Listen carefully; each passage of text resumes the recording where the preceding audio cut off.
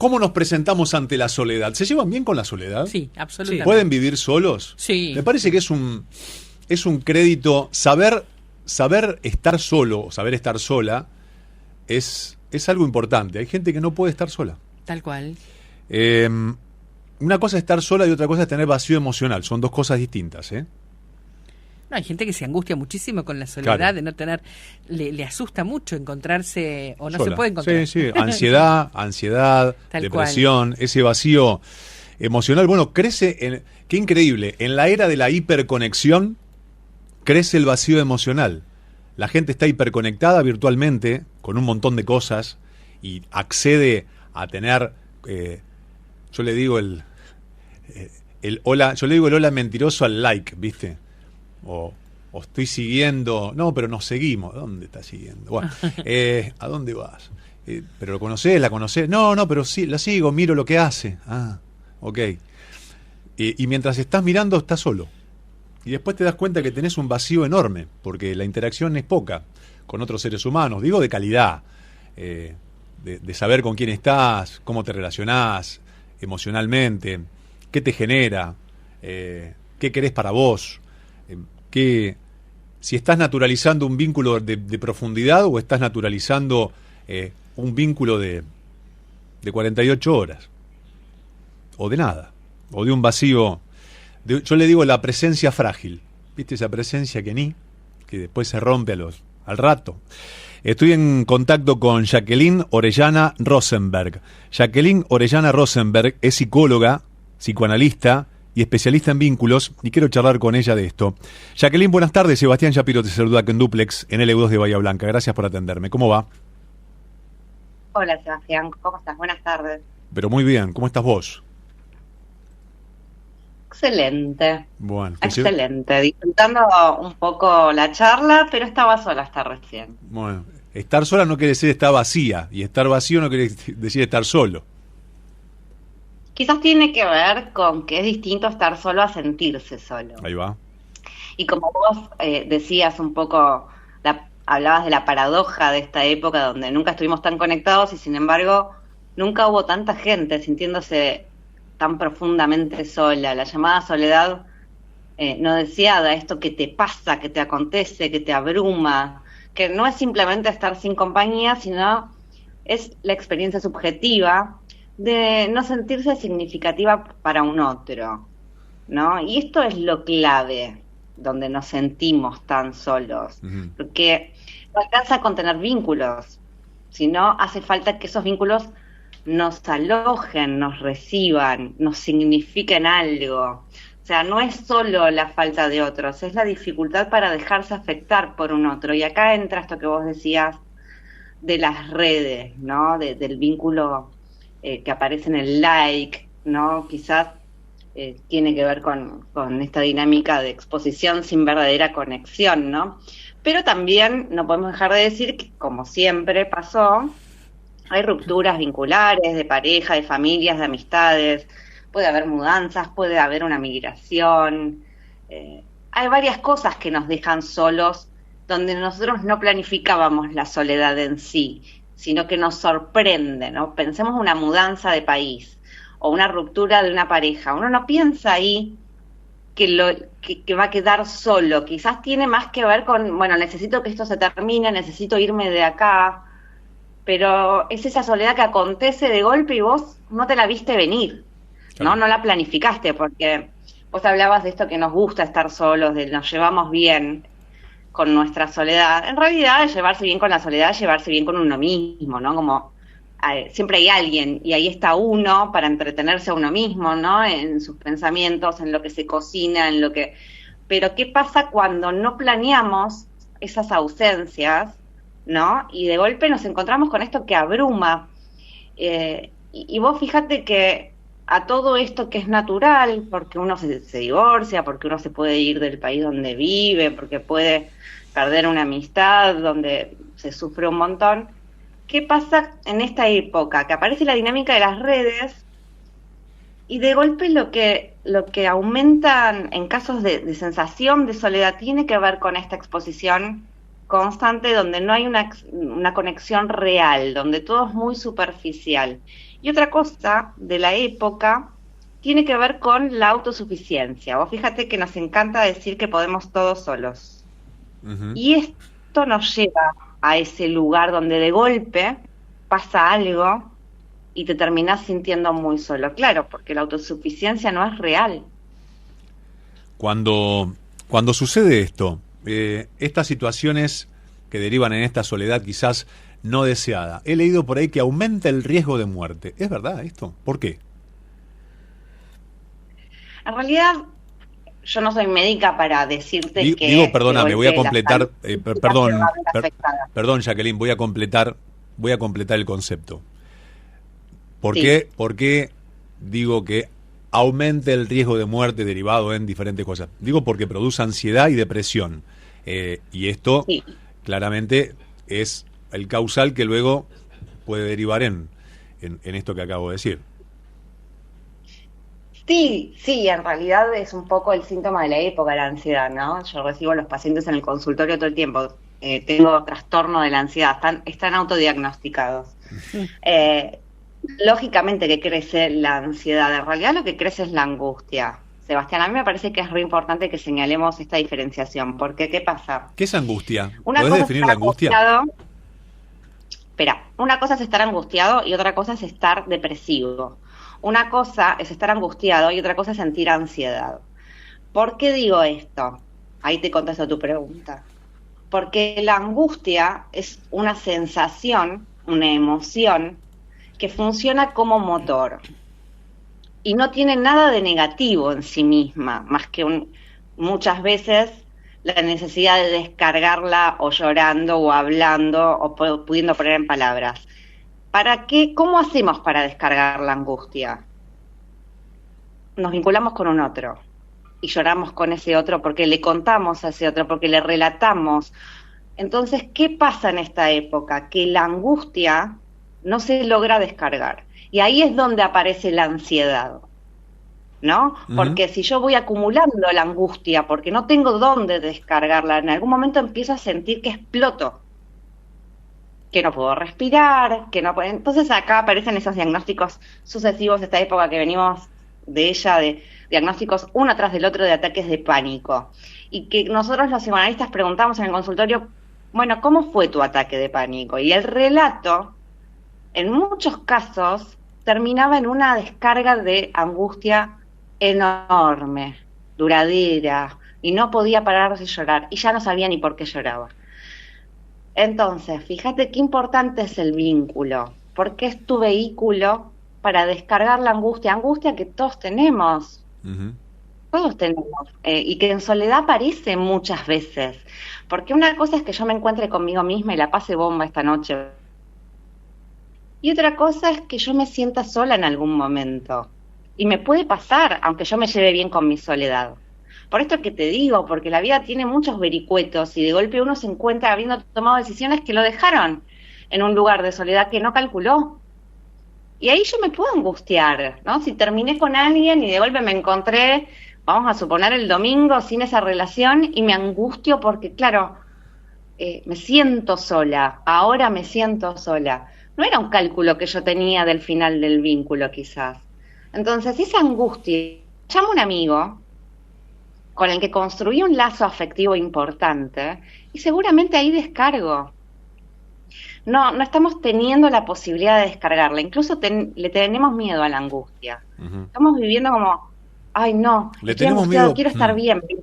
Le tenemos miedo, Jacqueline, también a abrirnos cada vez más, a hablar de nuestras cosas con la gente que quizás nos merecen confianza, la tranquilidad para charlar, crear los momentos y los espacios para que eso suceda. Antes decía, tomemos un café, charlemos, contame qué te pasa.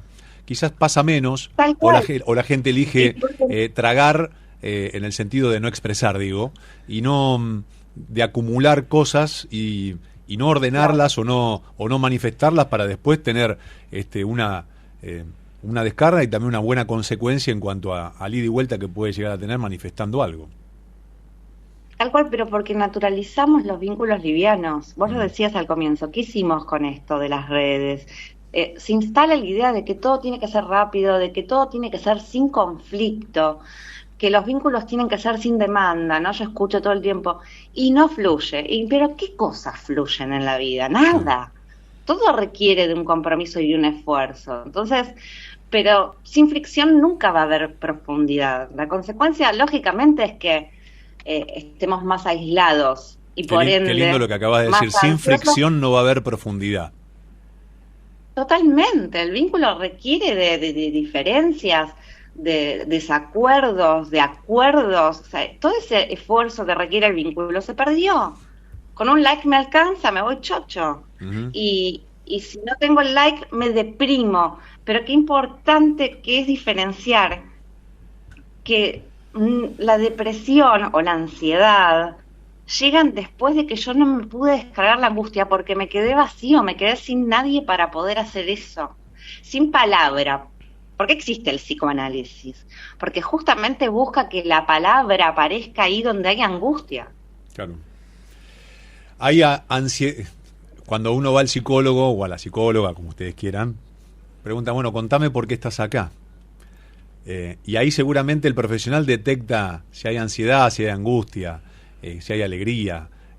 Se aborda, vos le preguntás obviamente no es un diagnóstico que vas a llegar rápidamente como expertise, pero te das cuenta en esas primeras conversaciones si hay grandes síntomas de angustia o de ansiedad, y más en estos tiempos que corren cuando tenés un paciente enfrente en las primeras sesiones. A ver, la angustia no es un síntoma. La angustia es parte intrínseca del ser humano. Uh-huh. Es existencial. Si el sujeto cuando viene no está angustiado, el analista lo va a angustiar, seguramente, si todo sale bien. Okay. Porque recién ahí aparece la posibilidad de hacer algo respecto de la posición subjetiva que tiene el paciente. Distinto es cuando vienen y no tienen angustia, según ellos, pero tienen una ansiedad galopante. Entonces vos le enseñás al paciente a detectar dónde está la angustia previa a esa ansiedad. Y ahí, a partir de ahí se puede construir. ¿Me explico con lo que digo? La angustia no es un síntoma, no es una enfermedad. La depresión lo es, el trastorno de ansiedad también. Todo lo que estamos viviendo en la época sí es algo sintomático. La angustia es primaria, es primitiva, es primordial y necesaria. Entonces, por salteárnosla, porque además vivimos en una sociedad donde todo el tiempo hay que estar bien, ¿no? Entonces reprimimos esto, lo tapamos, lo vamos tapando con todo lo que tenemos a mano, mirando reels de Instagram, buscando likes. Todo esto tapa, y eso termina explotando. Tal cual. Jacqueline es Jacqueline Orellana Rosenberg, es psicoanalista y psicóloga, especialista en vínculos. ¿Cuál es la mejor forma de vincularse hoy? ¿O siempre? ¿O cuáles son las bases fundamentales que no debemos perder de vista para alimentar de la mejor forma nuestros vínculos? Esa es la pregunta. Yo te respondería por la conversación que estamos teniendo y por el momento que vivimos, que tenemos que estar dispuestos a sostener la incomodidad que implica un vínculo real. Uh-huh. Eso es lo más sano que podemos hacer. El tiempo, el conflicto, la diferencia, tiene que ver con soportar lo que en el otro falta y soportar lo que en mí falta y dejar de pretender que aquel otro va a llenar mis vacíos. Tal cual. No va a ser. No elegirlo como un bastón ni como un sostén, sino elegirlo como alguien que uno elige por sus virtudes, con sus defectos, y ahí apoyarse, ¿no? En apoyarlo en los defectos y no descartar a la otra persona porque tiene tal defecto. Si realmente uno ama esos defectos, hay que trabajarlos juntos.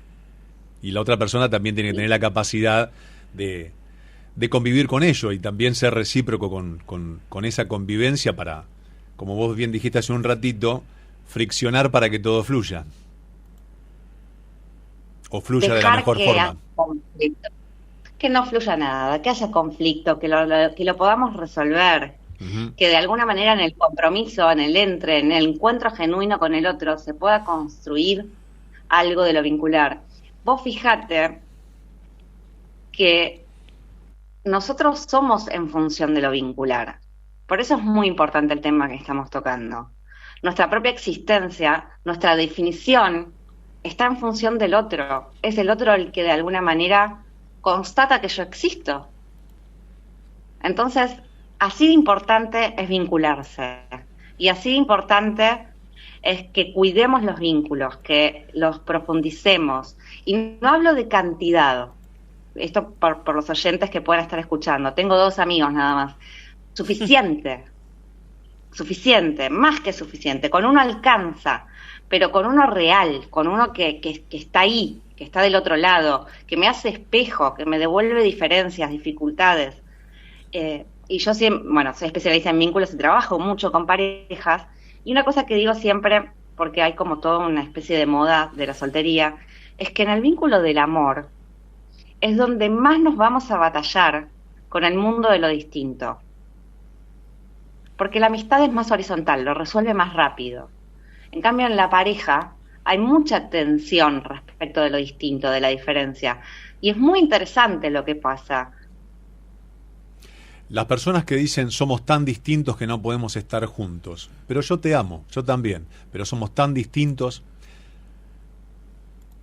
Quizás en la diferencia siempre se puede construir, ¿no? Yo hoy estaba leyendo a Darío el filósofo, que tiene un apellido muy difícil y no me va a salir, que justamente hablaba de esto, de la diferencia, y si podemos ser o estar en pareja con alguien que piensa distinto que nosotros. Y es interesante porque en muchas cosas nos interesa que haya causa común, pero vos sabés que por más búsqueda que hagamos de igualdad, nunca vamos a encontrar a alguien que piense siempre como nosotros. Entonces, la diferencia en la pareja sí o sí va a aparecer, por más que vos la quieras evitar. Tal cual. Se llama Darío Stahnrachber. Tiene todas las consonantes habidas y por haber. S-Z-T-A-J-N-S-Z-R-A-J-B-E-R. Darío, va. Darío el filósofo. Vamos a ponerle Stahnrachber. Ahí está. Creo que es Stahnrachber.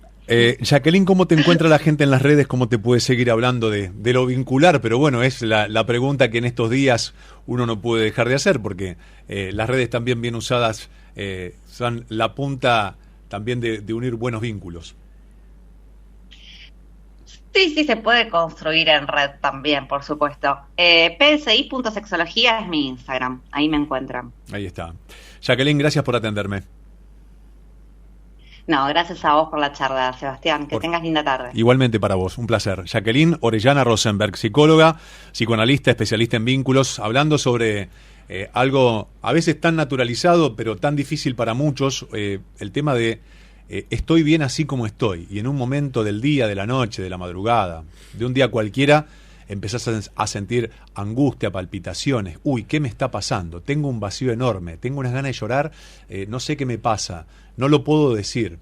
Bueno, tomate un café con esa amiga, con ese amigo que tanto querés, que tanto te entiende, y por lo menos llorar un rato y que te escuche, y es el inicio de algo. Y principalmente hay que ir con un profesional que te guíe, y que seguramente te va a decir, seguí vinculándote de verdad. Yo siempre digo acá, me gusta hablar por teléfono con las personas, me gusta encontrarme, pero no lo digo para hacer un chiste, porque es lo real, es lo que alimenta a la sociedad.